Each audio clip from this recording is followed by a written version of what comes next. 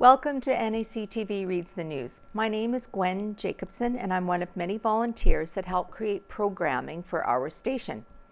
NACTV can be seen on MTS Channel 30 or 1030, Westman Cable Channel 117, Bell Satellite Channel 592, or online at nactv.tv. These programs are made possible by our volunteers, staff, advertisers, as well as donations made by you, the viewers. If you are enjoying your NACTV experience, please consider supporting us by either donation or volunteering. You can contact our office at 204-476-2639 or at nactv@wcgwave.ca. This week's edition of the Neepawa Banner and Press is dated Friday, March 25th, 2022. On the front page, we have a beautiful picture of quilts. Gladstone Quilters celebrate World Quilting Day by Kira Patterson. Gladstone's Pins and Pals Quilt Guild, along with other quilters in the community, brought some of their works together to celebrate World Quilting Day on Saturday, March the 19th. Dozens of quilts and quilted items made or owned by 10 different locals were put up on display at the Gladstone United Church that day for the community to view and appreciate. One quilt even traveled all the way from Winnipeg to be part of the display. World Quilt Day is annually held the third Saturday of March, but because of the pandemic, not much has been done to celebrate in the last couple of years. So here's a nice display of some quilts, and there's more on the back here. Isabel Carruthers, the Quilt Guild member who organized the display, noted that she wanted to do something to lift people's spirits and showcase the local sewing talent. Carruthers had done a display in her yard on World Quilt Day last year, and since then had been discussing with her fellow guild members about doing something a little bigger this year. She noted that she started getting the quilts gathered up and the display planned about 3 weeks ago. She got the display put up with some help from family members on Saturday morning. There were all kinds of quilted items, some made within the last year, and some older pieces. One quilt, in fact, dated back to 1946, made as a wedding present for a local couple. Carruthers noted that that particular quilt was the oldest one on display at the church. A silver collection was taken at the door while the display was up. All the money collected was to be split between the Gladstone United Church Community Food Cupboard and the Third Crossing Manor Activities Department. These pieces, owned by Isabel Carruthers, are from a thread painting class by Pat Crandall. This one is called Sheep Shape by Betty McConnell. This one's also by Betty McConnell, called Spicy Spiral. This is the oldest quilt at the display, owned by Heather Lee, and was made in 1946 for a couple named Clarence and Mary. This one, part of a quilt titled COVID 2020 by Betty McConnell. A number of common pandemic phrases were stitched into the pattern, including the phrase, "Thank you so much to all essential workers." And the last one here, this small quilt on the left is entitled Meow, made by Betty McConnell, and the larger quilt on the right is called Line Dance 2 by Isabel Carruthers. Beautiful. All right, let's see what else we have here. I'm going to turn the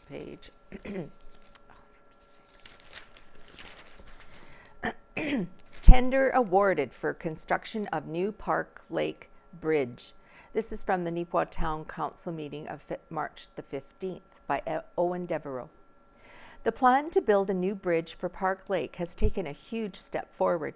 Neepawa Town Council has approved the bid of Minty's Moving Limited, based out of Onanoul, for the construction job. Their bid, which was around $1,181,000 plus GST, was the lowest of 4 bids the town received for the project. The build is required as the old Park Lake Bridge was damaged due to the 2020 flood. Marika Kostenchuk informed council that due to the financial burden, it is dealing with, as of April 1st, the usage costs for the Nipawin District Handy Van on out-of-town trips will increase from 65 cents to 75 cents per kilometre. Meanwhile, the rate for the bus will go from $1.10 to $1.25. The driver's fee will remain the same at $16 for out-of-town trips. For in-town trips, the cost will increase from $4 to $5. While that is a notable increase, it still compares quite favorably to similar services in Carberry and Minidosa, which are both listed at $6 per trip. The reason for the increases are related to increased costs for repairs and fuel. As for mask use on the handy van, it will continue to follow the public health guidelines. Currently, mask use is recommended but not required. On Friday, May 13th, the handy van will be partnering with the Neepawa Legion Auxiliary for a roast beef dinner at the Legion. As well, on April the 12th, a progressive 50-50 will begin and run until the handy van's annual general meeting on June 22nd. After more than 10 years of services as the treasurer and bookkeeper, Judy Elgert has stepped down from her role. She will officially complete her role on the Handy Van Committee on April the 12th. Canadian Heritage has contacted the town of Neepawa regarding a request for funding through the Celebrate Canada grant. The town was eligible for and has received support for the purchase of fireworks. The town also received a letter from a concerned citizen regarding the speed limit on Davidson Street. The correspondent expressed worry regarding the speed of vehicles from the park and/or pool. They asked if speed bumps could be considered for an option to control drivers who do not follow the required limits. Liberal and NDP agreement may lead to nationwide pharmacare by Ken Waddell. On Tuesday, March 22nd, Prime Minister Trudeau announced that Liberals and New Democrats have reached an agreement that would see the NDP support Trudeau's minority government through to 2025. The deal is dubbed as a confidence and supply agreement effective immediately, Trudeau said on Tuesday. Trudeau said the deal would focus on issues on which the parties agree rather than disagree, including action on dental care, pharmacare, climate change, housing, and paid sick leave. The Banner and Press interviewed area pharmacists about what a national pharmacare plan might do. Heather Toderick of Harris Pharmacy in Neepawa said that currently each province has its own plan based on a deductible that is based on income. Lower income people have a lower deductible and higher income a higher one. In Ontario, anyone over 65 gets pills for free. Toderick explained that a person's income is verified through Canada Revenue Agency by Manitoba's pharmacare plan. If a person doesn't file income tax, they don't get pharmacare assistance. Toderick noted that prescription drugs have to be sold at their cost, and pharmacies can only charge a dispensing fee. Nelson Jackson of Neepawa Pharmacy said Manitoba has a very good plan, and I would worry that a federal plan might not be as good as the Manitoba one. Jackson said he wouldn't want to see a lowering of benefits for Manitobans. Gary Pomeroy of Super Thrifty in Rivers said, since health care has been under provincial control, I think that it will be a very large task to implement a national pharmacare program that will serve all provinces and territories equally. I hope that pharmacies will be involved in all decisions associated with the process. And going along with politics, MP Mazier opens office in Neepawa by Kira Patterson. Dan Mazier, MP for Dauphin Swan River, Neepawa, officially opened his new office on Friday, March 18th. He noted that the new location at 41 Main Street East in Neepawa is more accessible for more of his southern constituents than the former office in Minidosa. This is the fastest growing community in the riding, and it was better to serve the southeastern part of the riding as well. We're closer to Austin, McGregor, Rosendale, which is the southeast corner. So that's why we came over here. It's just positioned us a lot better, he explained. He noted that when the latest federal election took place, it allowed them to reset their operations in a way which was when they reevaluated their southern location. The northern office is still in Dauphin. The new office will be open Monday, Wednesday, Thursday, and Friday from 9:30 a.m. to 2 p.m. Mazier noted that when he's not in Ottawa, he plans to be at the office once or twice a week. Irrigation upgrades needed for Nipawin Golf and Country Club by Kira Patterson.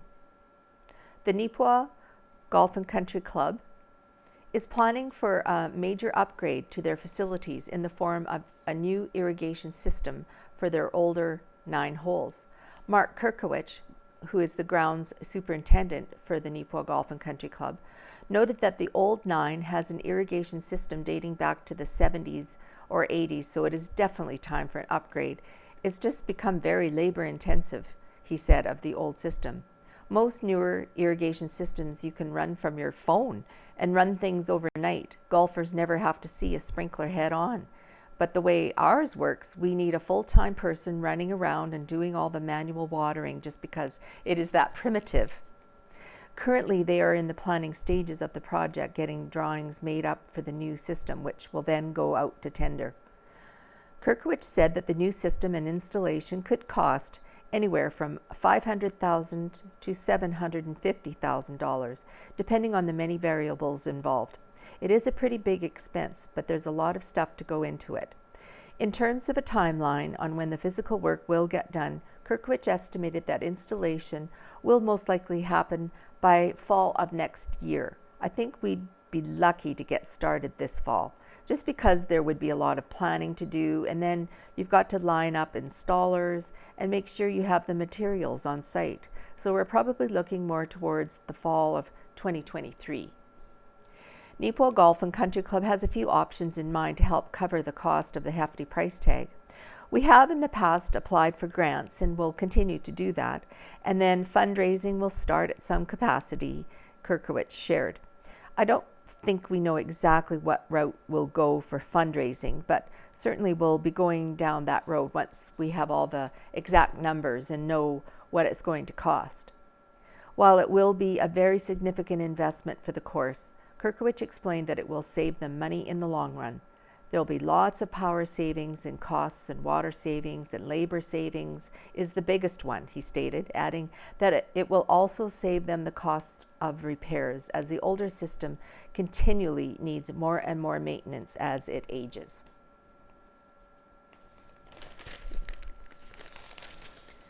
Alrighty. Now, Helen Drysdale, out of Helen's Kitchen. This week it is entitled Almond Chicken. People of Chinese origin have been continuously present in British Columbia since the 1858 Fraser River Gold Rush, arriving at a time when men were needed for back-breaking work. The gold rush was basically over in 1865, leaving many men out of work. Hostility was directed against the Chinese because they were willing to work for less pay.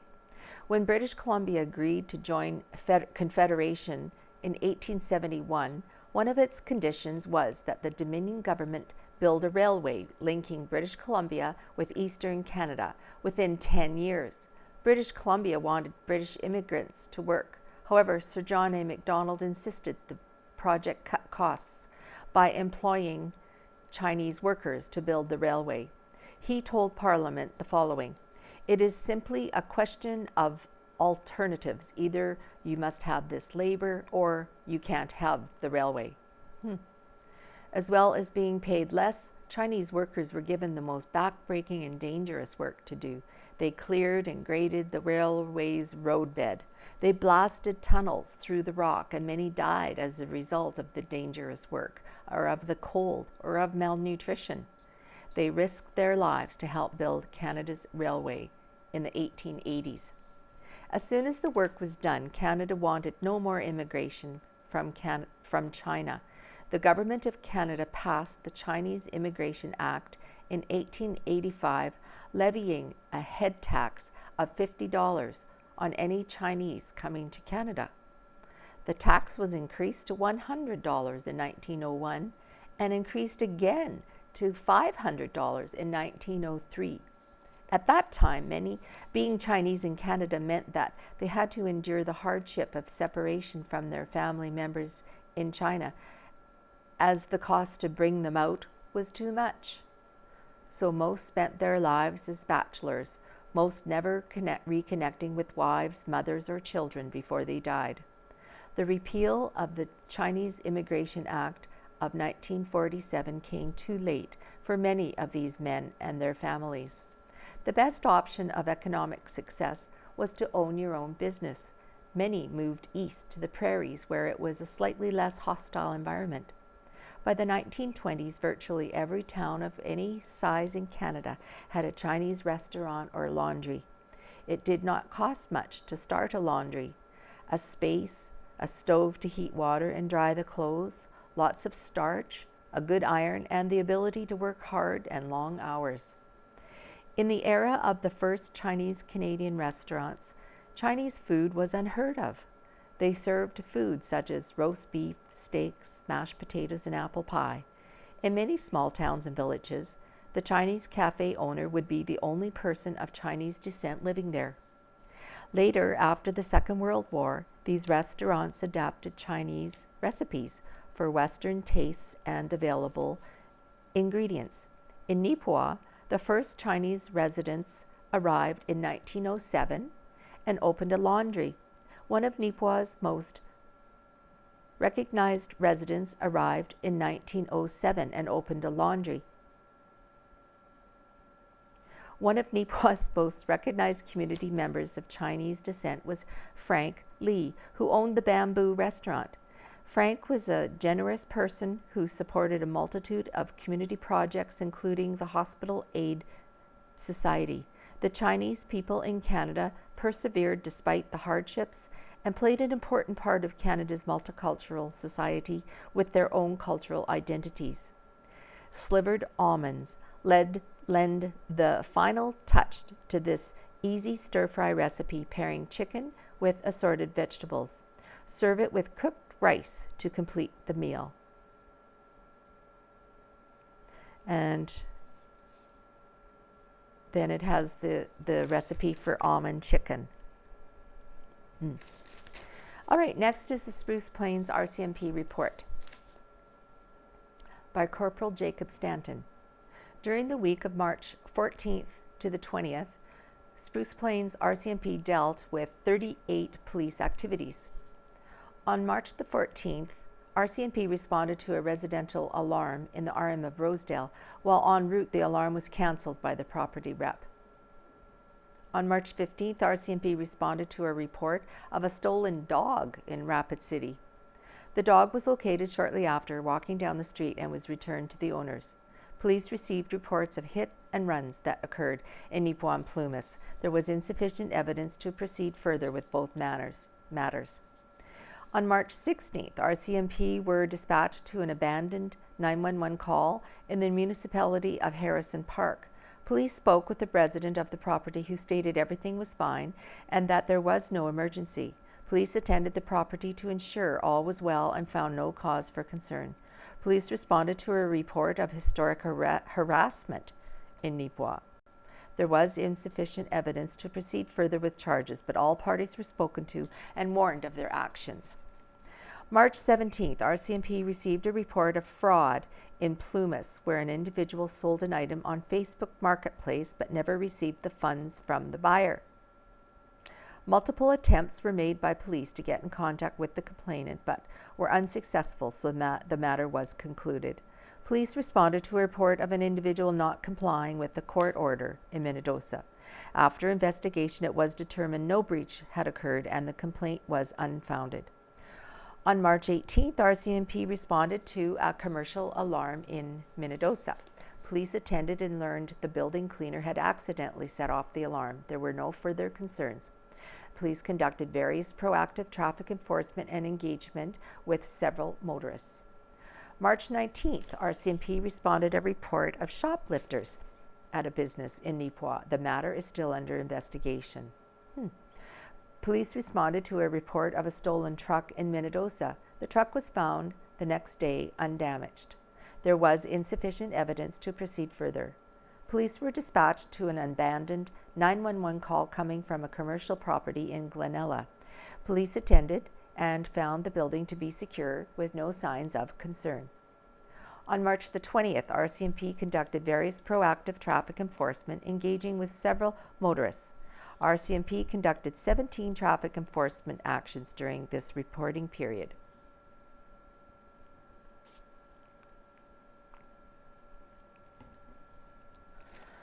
Now on this page, it's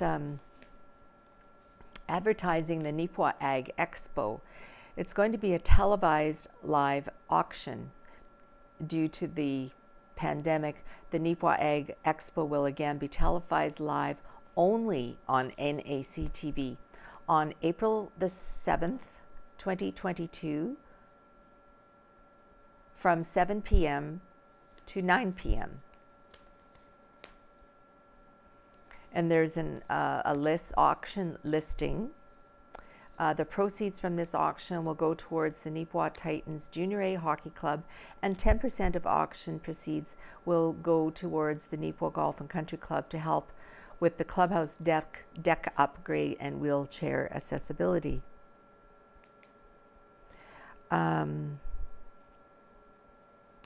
Ag Expo televised live auction is brought to you by the Neepawa Titans Junior A Hockey Club and our area ag industry leaders. Phone in or text bids can be called into Matt Lowry 204-841-2389 or Cam Tibbett 204-841-3060 or Scott Newton 204-841-4727.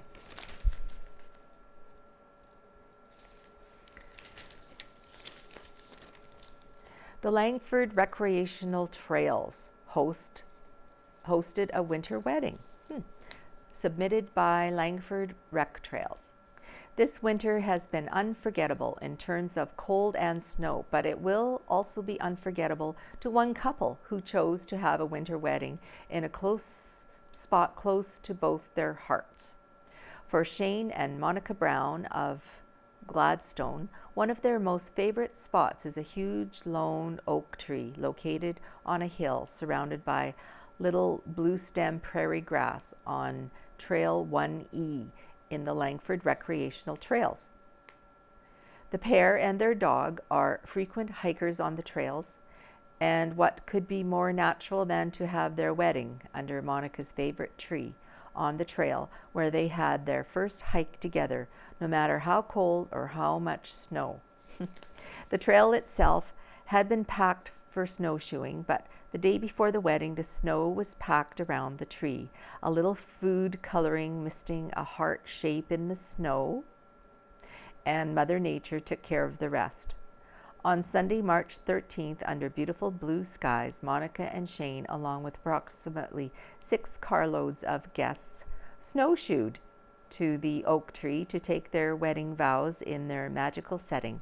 Thank you, Monica and Shane, for sharing your day and special memories with those of us who also think the trails are magical and special in all seasons. Hog sector making strides for small town Manitoba, submitted by Manitoba Pork. Over 14,000 skilled Manitobans depend on the hog sector for their livelihood, including the compassionate people who take care of the pigs in the barns. Each hog sector job helps sustain up to 5 jobs in related sectors, from general laborers to highly trained professionals. At the heart of it all is a commitment to ongoing education and training. Over 30 new barns and expansions have been completed since 2017, providing opportunities for more Manitobans to become involved in raising and producing pork. Every dollar created by the hog sector generates $2.75 in additional economic activity, and the hog sector contributes $1.7 billion to the provincial economy every year. I don't think that meant $2.75, but it doesn't say if it's millions or billions. The hog sector is a key contributor to the provincial economy, whether helping communities thrive and positioning Manitoba as a leader in providing high quality protein to a growing global market. To learn more, visit manitobapork.com/economy. And pictured here is a Gladstone senior hockey team dated 1949 to 1950. It was the second season for a covered rink in Gladstone since 1923, and everybody in town and surrounding districts were taking advantage of it. In the back row are, I don't know if you can see these, but John Cram, Robert McCrae, William Rempel of Plumas, Ian Bell, Earl Clayton, Bob Otto, Jim Michael, and Jack Kinley.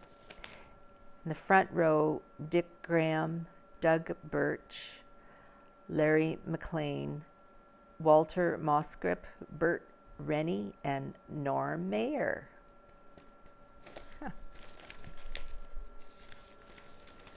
Minidosa Chamber of Commerce AGM, submitted by Ken Waddell.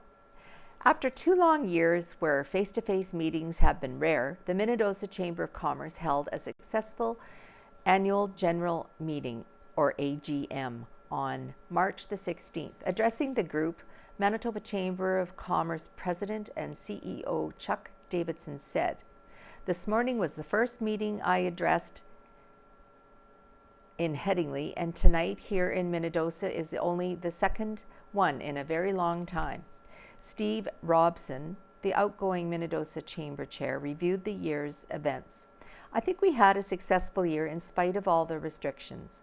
The Minidosa Chamber's emphasis was on shop local initiatives, and events included a parade, a one-day fun fest, and street market. We look forward to including and partnering again with local groups for events in the coming year." The Chamber's finances took a bit of a hit in 2021 with a loss of $6,094, but the bank balance was still in good shape, showing a cash asset balance of just over $24,000. It was noted that the Chamber was unable to hold the annual Egg Barbecue fundraiser, but the scholarships were still paid out. About 20 people attended the event at the Minidosa United Church and enjoyed a full table of snacks and refreshments. In his presentation, Davidson thanked the Chamber members for their support for the Manitoba Chamber and for local businesses. Davidson noted that when the COVID-19 shutdown took place 2 years ago, there was a fear among the Manitoba Chamber Board that they might have to lay off staff and shut down. Instead, we pivoted and held Zoom meetings and events. Then, we started to approach government for the much-needed assistance for businesses. We received money from the province to distribute to businesses in need. We became a hub of COVID information for Manitoba businesses. The Chamber advocated with government for higher wage subsidies, as Davidson explained. The initial offer from government was not nearly enough to help businesses shut down by the health regulations. The Chamber was responsible for distributing $50 million in aid to businesses who otherwise might have had to close permanently. "I have never been prouder of the Chamber than I am today," said Davidson. The Minidosa Chamber held an election of officers of the board. Past Chair Steve Robson, Chair Megan Cann, Vice Chair Megan Swift, Treasurer Kelly Mandrikis, The secretary position is vacant, but those duties have been done and will continue to be done by Lisa Bilkowski, Chamber Coordinator.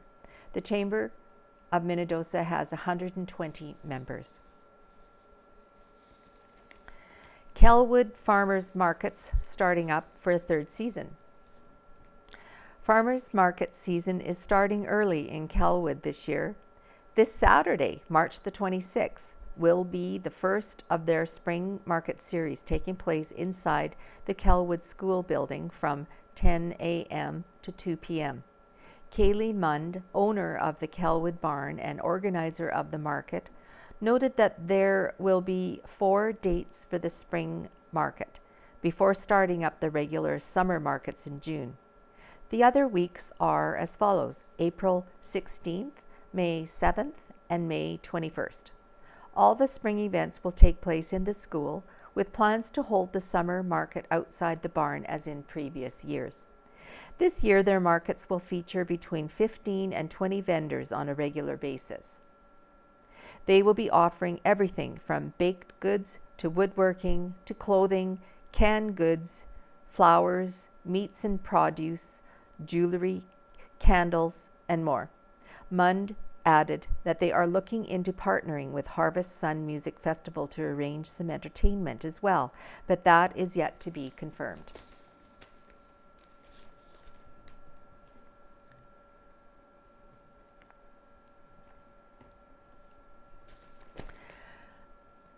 A turnaround year for the Neepawa Golf and Country Club. The club hosts its AGM on Tuesday, March 15th by Owen Devereaux. There was some very good news to be heard at the Neepawa Golf and Country Club, NGCC, at their annual general meeting on Tuesday, March 15th. For the first time in 26 months, an in-person meeting was able to be held at the Neepawa Curling Club. Around 25 club members gathered to hear how the club is faring as it heads into the 2022 golf season. Board President Warren McLeod noted that while the past 2 years have been tough, the Neepawa Golf and Country Club came through it okay. The club has had its difficulties due to the combination of uncertainty with COVID-19, 2020 Canada Day flooding. Fortunately, McLeod noted it appears as though they have gotten through the worst of it. Craig Johnson reviewed the financial statements for the fiscal year end. He stated that the numbers, which were tabulated through Kinley Thompson, were looking very positive. The total revenue for 2021 was $835,309, an increase of $275,494 from the previous year. Expenses, meanwhile, dropped from $656,002 to $571,872. Those combined results meant the Neepawa Golf and Country Club saw a net income for the year of $258,504.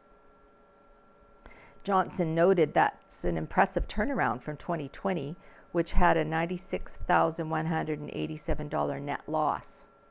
He added that even when the funding received for flood relief, which was $171,061, is removed from the 2021 revenue list, the golf course still had a net income of $87,443 and a year-over-year turnaround of just over $182,000. General Manager and CPGA head golf professional Landon Cameron was next to speak. He reported that a combined 22,000 rounds of golf were played on the course in 2021, making it one of the busiest seasons during his tenure. As well, the restaurant was profitable, though they still need to find staff to operate the kitchen for 2022. Club membership has remained relatively consistent at 265. Cameron added that the 2022 golf season could be off to a slow start due to the accumulation of significant snowfall on the ground. As well, He acknowledged Mark Kirkwood for being named the MGSA Superintendent of the Year and commended Mark and his crew for the effort they've put in on the course under difficult circumstances. Mark Kirkwood stated that there are several projects that will need to be moved forward on in 2022. First will be a tree planting relocation program, which will see between 15 to 20 trees moved to new locations on the course. As well, the constructions of a new deck for the clubhouse will be advancing, which will most likely begin sometime in the fall. The most significant project for the Nipissing Golf and Country Club, however, will be the installation of a new irrigation system, which we talked about earlier in the newspaper. As for the current state of the groundskeeping equipment, 9 new pieces have been purchased and 6 older models traded in. The total purchase price from Enns Brothers was $298,800.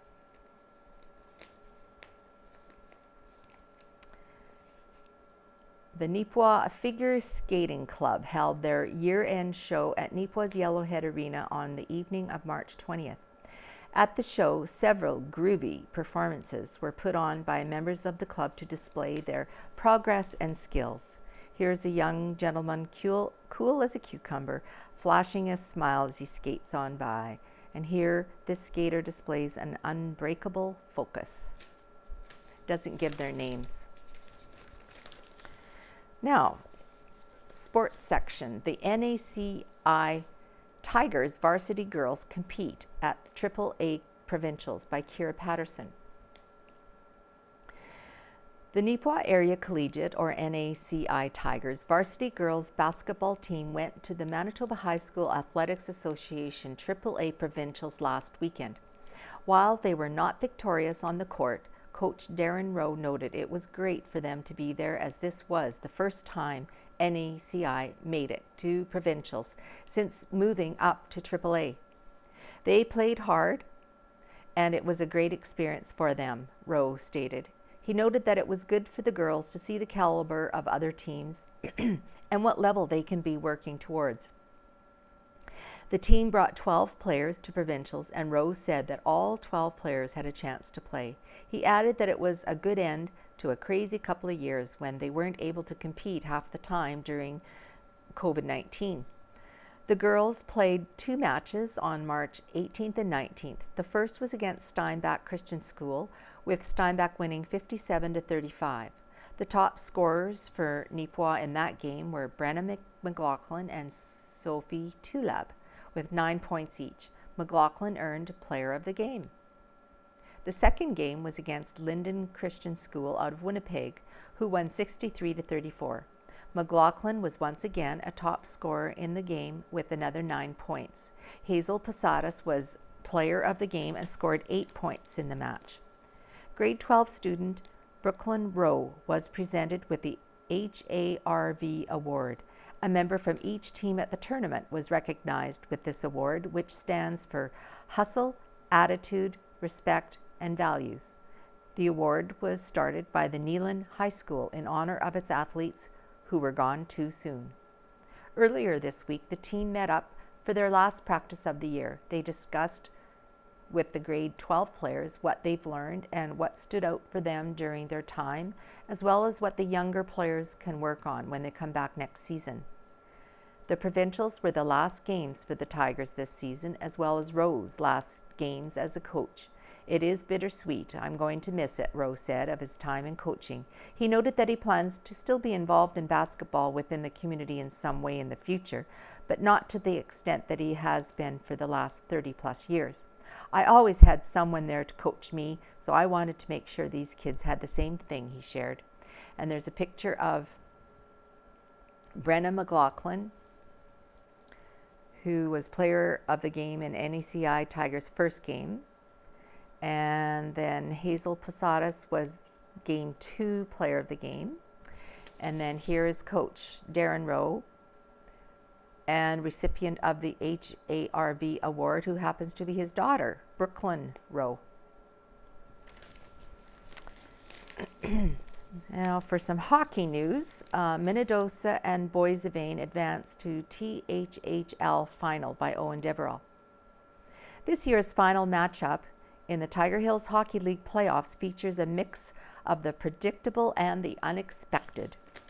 The predictable would be in the form of the top-seeded Boyesville Border Kings, who after going a perfect 18-0 in the regular season cruised through the West Division playoff bracket. The unexpected, however, came out of the East, with the fourth seed Minidosa Bombers emerging as the surprise representative for the division. The Border Kings made it to the championship after defeating the Hartney Blues 3-0 in the West semi-final, then beating the Verdun Oil Kings 3-0 in the final. As for the Bombers, their route to the final was a bit more difficult. First, they got past the McGregor Wild in a quarter-final series 2-1. After that, they outlasted the Cartwright Clippers 3-2 in the semi-final. Finally, Minidosa would best the Gladstone Lakers 3-2 in the East final. For the final win in the series that sent Minidosa to the final, the Bombers ended up having to go into overtime, eventually coming away with a 3-2 win on Sunday, March 20th. Shane Jury scored the goal, and the series winner with 2:47 left in overtime to ensure Minidosa's place in the championship. Wes Lewis and Kelly Stinson scored the other goals for the Bombers, while Jesse Toth and Jory Geddes each scored for the Gladstone Lakers. For the Minidosa Bombers, this will be the first time the club has advanced to the final since the club moved over from the North Central Hockey League back in 2015. Boyesville, however, are the defending league champions, having won the last final to be played back in 2019 over Gladstone. The Border Kings and Neepawa Farmers made it to the 2020 championship, but that series was cancelled due to the pandemic. The 2020-21 season was cancelled in its entirety.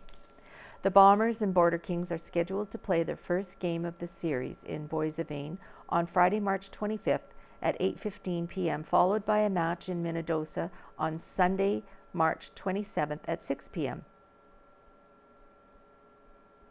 The third game is set to be in Boyesville again on March 30th at 8 p.m. If needed, they will play Game 4 on April 1st in Minidosa and Game 5 on April 2nd in Boyesville, both with an 8 p.m. start. Neepawa Titans financial season continues on by Owen Deverell. There is a lot more to defining whether or not the Neepawa Titans had a successful season than just what happens on the ice. While the coaching and scouting staff have been busy all year trying to get the most out of their players, the team's volunteer board of directors have been just as busy trying to get the most from their financial statements. Titans board president Ken Waddell said that from a cash flow basis, the Junior A Hockey Club is a little bit ahead of where they were before COVID-19. The level of enthusiasm by corporate partners and some of the board members who are working on projects are at a level above where we were pre-COVID. We're looking forward to the sports dinner on April the 8th and the Egg Expo, which is on April 7th. Going into the summer, we're probably looking to do the Titans Classic Golf Tournament again. Last year was the first time it had been done in quite some years. These are the types of events away from the ice that are the backbone of keeping a Junior A hockey club going.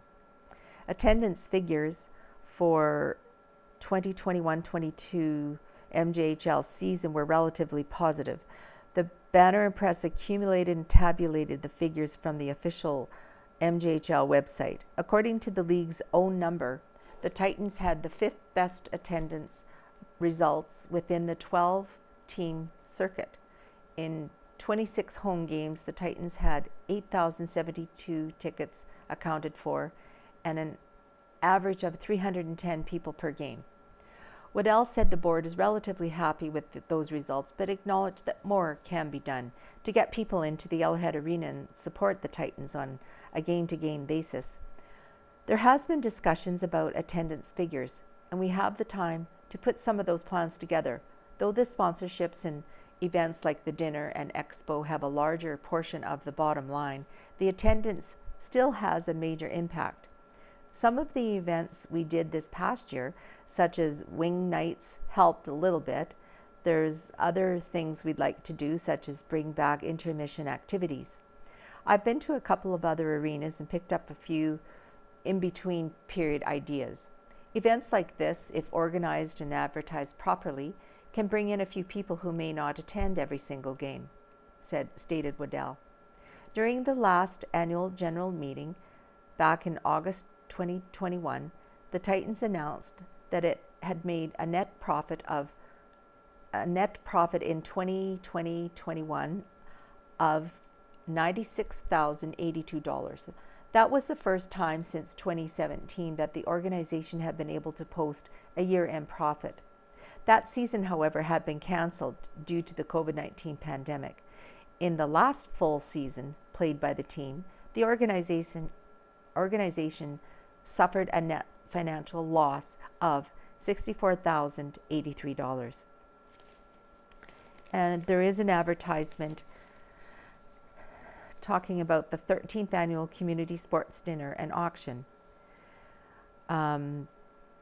This is your chance to see the Grey Cup and an Olympic gold medal, as Shane Gauthier of the Winnipeg Blue Bombers and Kristen Campbell of the Women's Team Canada will have her Olympic gold medal there.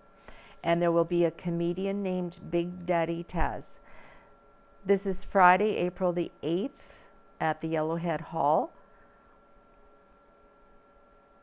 Cocktails 6:30.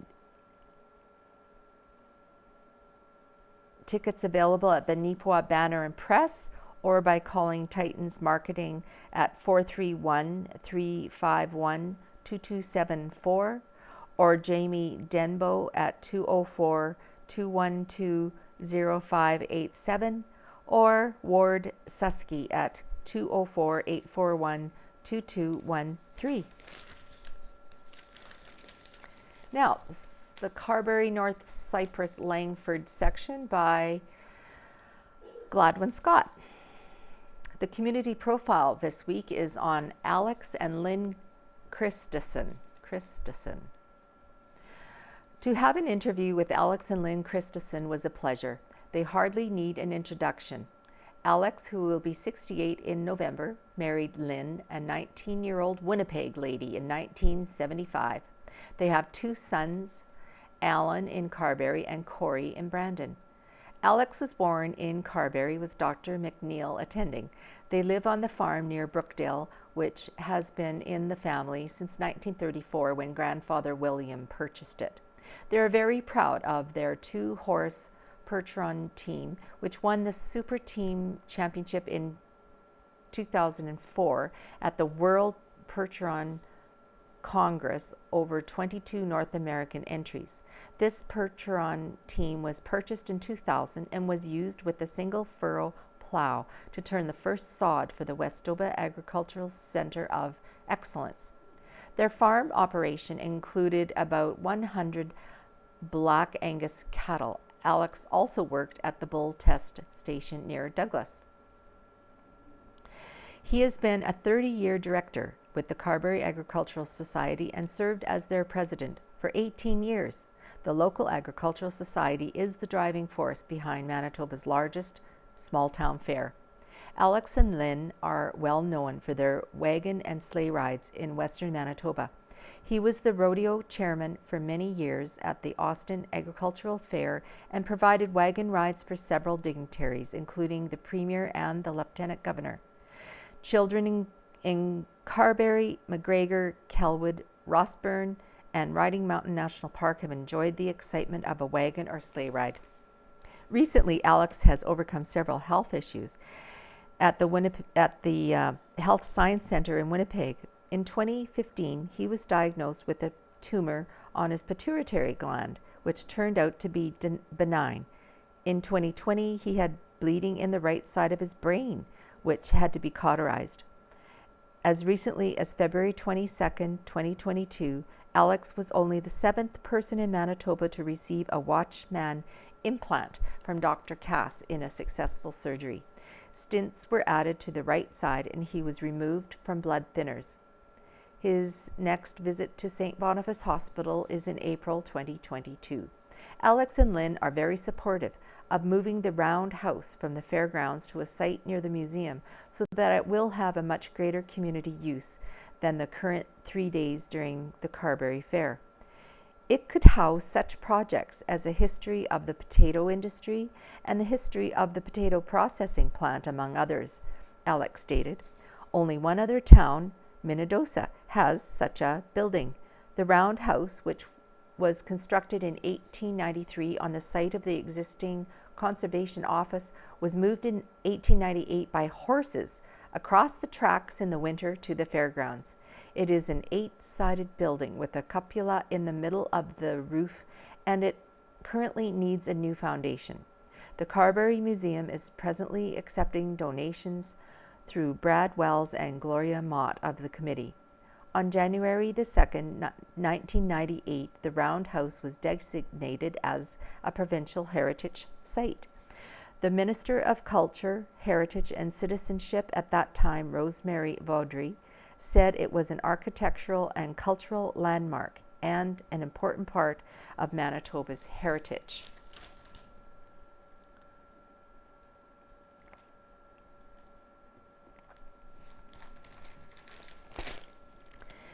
In the provincial junior varsity boys basketball tournament in Birtle, the Carberry Cougars game stars were Alex Prodden, Dylan Hood, and Peter Hillman.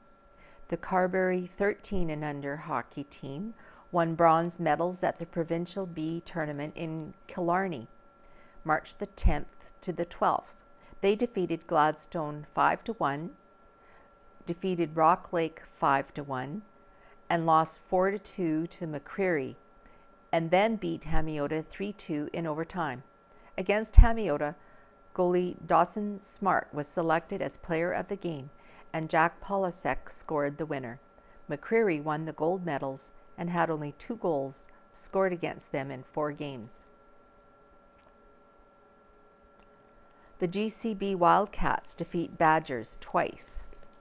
2 third-period goals enabled the Glenborough Carberry Balder, or GCB, squad to defeat the Sandy Bay Badgers 4-2 in Glenborough Monday, March 14th in the Westman High School Hockey League Championships Best of 3 series opener.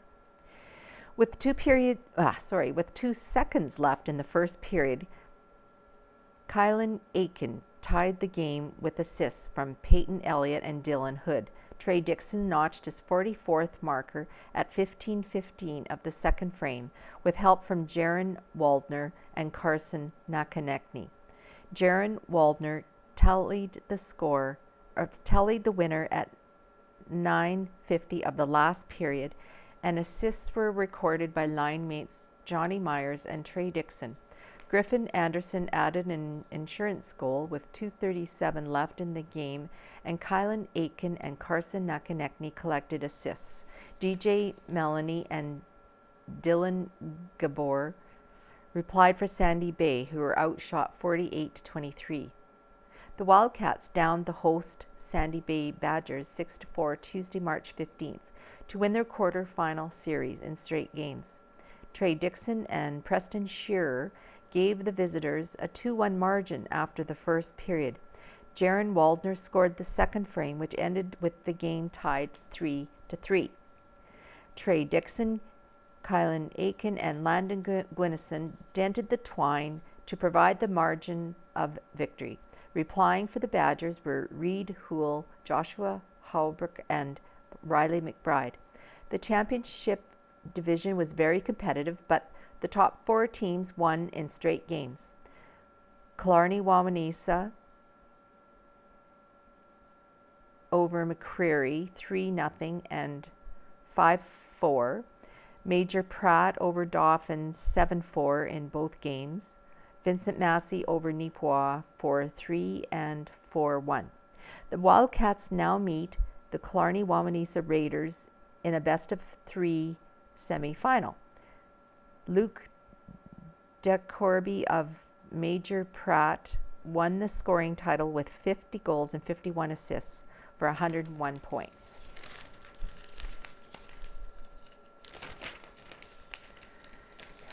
Oh Dear, When Will Spring Come? By Ken Kingdom. It's mid-March as I write this, and the winter of 2021-22 is apparently beginning to loosen its grip. The weather has been the hot topic of discussion in the post office parking lot for the last 2 months. What with the unrelenting cold and complaints about where to pile the last accumulation of snow. Yet, no matter how we might feel about it, this winter's snow must be a challenge for wildlife in the region. I've been watching the white-tailed deer as they navigate their way through the season. In a process of trying to reduce their energy requirements, they have been traveling the plowed roads through town, jumping off into deeper snow now and then to avoid cars and walkers or to nip the twigs off an ornamental shrub. In less urban settings, roads also attract deer seeking to move between feeding spots at the detriment to some of them. I recently came across a spectacle of mayhem and carnage where 3 deer, apparently hemmed in by the snowbanks, failed to get out of the way of a semi. It didn't end well for the deer. Most deer that can't benefit from human roads and streets will, of course, make their own trails by following in the footsteps of others. This can lead to some well-packed travel routes. While this approach provides easy walking, it also means that all the easily accessible twigs along these paths get quickly eaten. This can leave deer with the difficult choice between following easily traveled routes versus getting enough to eat. Or sometimes not. Ray and I spotted literally hundreds of white-tailed deer on the back roads between Carman and Morden. The deer were feeding in the wind-blown fields in large groups, and more were joining them from well-traveled deer superhighways that lead to their bedding area along the wooded slopes of the Pembina Valley. In our forested area, deer don't have access to these snow-free areas and must plow through snow that is up to their backs. That is pretty unsustainable, especially for the young and the old. However, they do have another trick up their sleeves. Editorial note, my wife Ray, in her underappreciated role of editor, pointed out that deer don't have sleeves and suggested I remove this sentence. I overruled her this time. So, to avoid the energy-draining process of moving from one area to the next, deer will spend most of their time in spruce or pine forests. These forests generally have much less snow under the trees, making for easier walking. The flip side is that food is limited under large stands of conifers, and so again deer must choose between ease of travel and getting enough groceries. In an attempt to balance these two challenges, some deer opt for forests that have a mix of conifers and poplars. This provides the best of both worlds with easy travel under the spruce and easy and access to shrubs under the aspen. As a case in point, I spied a well-hidden deer nestled under a spruce tree. I watched as it stretched its back and body to its greatest length possible, reaching from beneath the spruce branches. Its target was a smattering of saskatoons and rose bushes that grew in the open where the snow was much deeper. It then moved over 2 meters, still under the spruce tree, and again leaned out to browse on some hazel, a worthy adaptation to avoid having to trudge through the deep snow. And while deer have it rough, for animals that are not originally from around here, this amount of snow must be even more of a challenge. Specifically, I am thinking about gray or Hungarian partridges and wild turkeys. These introduced bird series are adapted for areas where snow doesn't stick around all winter. They depend on accessing seed on the ground, and as the snow builds up, they must rely on grain spilled by trucks along highways or at grain elevators or in cattle feeding areas. It will be interesting to see how both populations fared during this long, snowy winter. The good news is that spring is coming. The daytime temperatures are climbing and the day length is growing. Even the birds are signaling that winter is coming to an end as I watched a pair of ravens carrying sticks to shore up last year's nest. Male pine grosbeaks are starting to serenade the females. Their song very much like a burbly robin's song. I learn something new every day, and when I spotted one singing male, I thought I was looking at the wrong bird, as it seemed totally motionless. After staring at it for a while, I realized that it was doing a ventriloquist act, barely opening its beak as it sang. Go figure. During the same week, at the other end of the snowmanship spectrum, I was lucky to see a northern shrike singing, its head thrown back in wild abandon. What a beautiful sight. It also makes me wonder, in the timeless prairie tradition, when I will hear the honk of the first geese and the caws of returning crows. It can't come soon enough. So we all agree. All right, springtime water risks homeowners should continue. Submitted by CAA Manitoba. A winter with heavy snowfall means Manitobans are on the lookout for spring water damage. There are countless ways water can damage your property, which can lead to hazardous mold and structural damage. Luckily, there are just as many ways to prevent it. The highest risk homeowners face is water damage, yet many homeowners remain unprepared, said Tim Scott, president of CAA Manitoba. While incidents can occur unexpectedly, common causes of water damage can often be spotted and prevented in advance. There are a few main causes of water damage that homeowners should watch for, continued Scott. Thawing, heavy rain, and overland flooding are common in the spring, but homeowners should also be checking their roofs, downspouts, and foundations every year to avoid unexpected seeping and leaks. While this year's slow melt has been helpful to lower the risk of overland flooding, unfortunately it encourages ice dams on homes. An ice dam forms when melting snow turns to ice near the edge of your roof, trapping water behind and underneath it. That water can lead to all sorts of problems, said Don Feda, owner of Pristine Roofing in Winnipeg. We are taking hundreds of calls this season. It's very important to remove ice dams if they form on your roof. Otherwise, they can lead to damage to your shingles, your roof, and inside your home.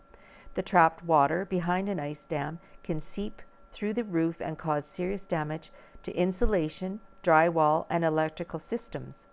Left long-term, it could also damage flooring, carpets, and cause cracks in walls. Removing ice dams is best done by the experts who can do so safely and without damaging your roof or eaves troughs. Some other ways to help prevent flooding or water in your home include the following: installing a sump pump and backwater valve, installing water sensors, floor shields around basement windows. This spring, make sure to do the following: inspect your roof for signs of missing shingles, cracks, or other damage. Inspect eaves troughs to see they are not clogged or broken. Make sure downspouts are directed away from your home. Check windows and doors for signs of leakage. Inspect your appliances regularly. Watch your water bill for sudden jumps. Check your basement walls for moisture. Ensure your sump pump, back-up valves, and shut-off valves are working properly. Check your foundation for cracks when the snow melts. In addition to the tools and tips above, it is important to understand what is and is not covered in your home insurance policy.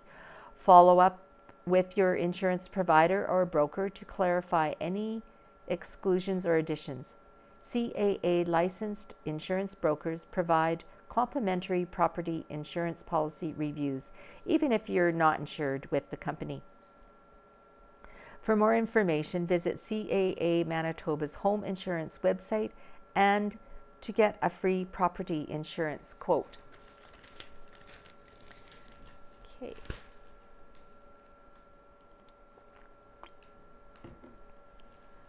Now, there's an article in the Farmers Advocate this week that I wanted to read. Hopefully we have time to read it and a couple of other things. It's entitled Planes, Trains, Automobiles, and Horses in Ukraine by Sean Kabak from Manitoba Agriculture. The governments of Manitoba and Saskatchewan and the Saskatchewan Trade and Export Partnership had worked together with funding from the Canadian International Development Agency for over 10 years in Ukraine from 2000 to 2010. The work originally started out as a beef and forage improvement project and evolved into the Facility for Agricultural Reform and Modernization Program, or called FARM. This latest project helped to set up extension offices in 4 oblasts or provinces to assist the farm community with technology transfer. Another goal was to facilitate trade and investment links between Canada and Ukraine.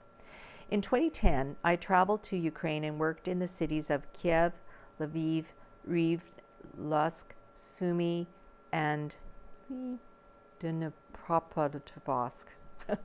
This covers the country from the northeast, southeast, central to the western side of Ukraine.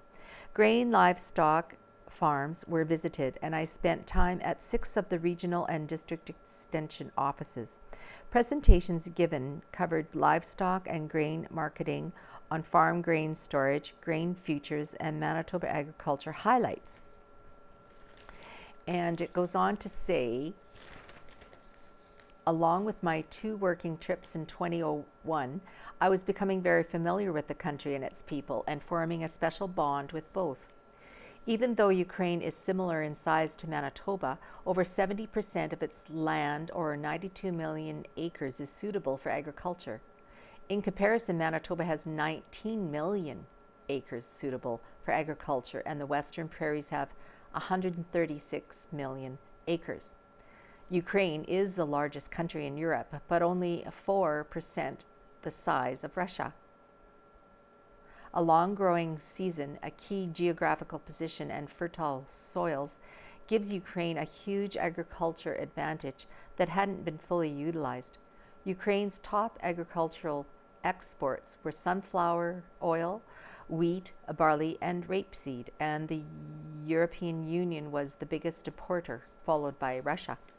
When I was in Ukraine in early February, there was a lot of snow on the fields and roads, making car travel slow and worrisome. Yes, even Ukraine has blizzards and icy roads. Many of the side roads going to villages were blown in and impassable. In comparison, the trains were efficient, fast, and safe. Though not beneficial for travel, the snow acted as an insulating blanket for many acres of winter wheat and winter canola being grown. The snow would also provide needed moisture in the spring to give the winter crops a good start. There were signs of large gardens and small barns in the backyards of many homes. Horse travel by sleigh and wagon was common, and many people walked to their destination or across fields from the village to the highway. Surprisingly, every second house in the villages had 1 or 2 satellite dishes.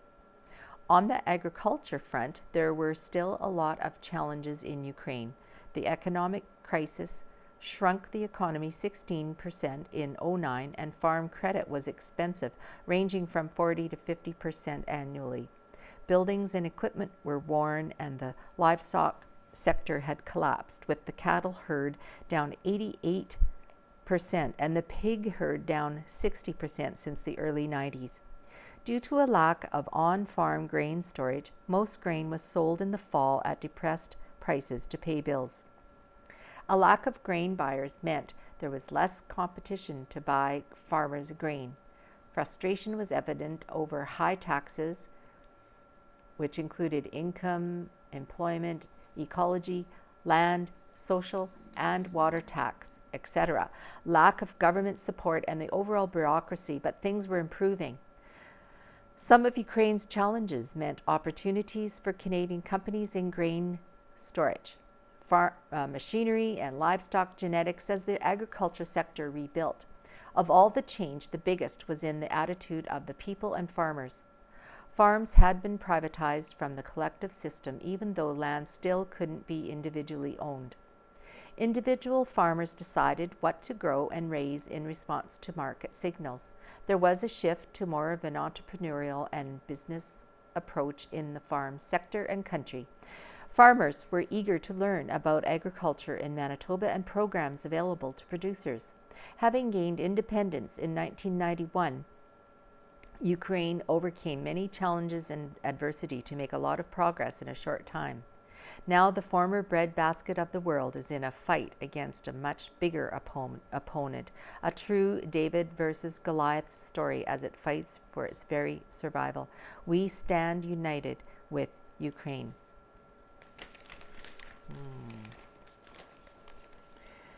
Okay, I'll have one last article to read. Did you know, submitted by Metro Creative Connection, agricultural technology, often referred to as ag tech, is playing an increasingly bigger role on modern farms, and that role is evident when examining ag tech startups growing access to venture capital.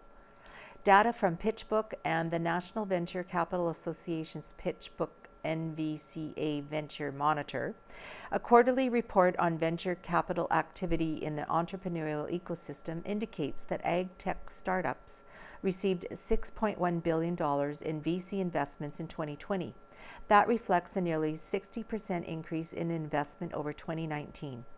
Weaknesses in the agricultural and food supply chain revealed during the pandemic undoubtedly drove some of that investment. Widespread recognition of a need for improvements within the agricultural sector so it can meet the demands of a global population that the United Nations estimates will increase by 2 billion people by 2050 and likely contribute to the considerable rise in VC investment in ag tech startups. Farmers and growers face a significant threat in the years to come as industrial agricultural operations continue to expand. According to the National Resources Defense Council, industrial agriculture is the large-scale intensive production of crops and animals. Such operations make it more difficult for small farmers and growers to turn a profit, and they often involve the use of chemical fertilizers and pesticides. The use of such products poses an additional threat to small farmers and growers, as the Union of Concerned Scientists notes that the heavy application of fertilizers and pesticides accelerates soil erosion and increases pest problems. Consumers concerned by the effects of industrial agriculture on the environment and on small farmers and growers' ability to earn a good living can support efforts such as regenerative farming and organic farms. So that is it for this week's edition of the Neepawa Banner and Press. Thank you for joining us, and we'll see you next week. Bye for now.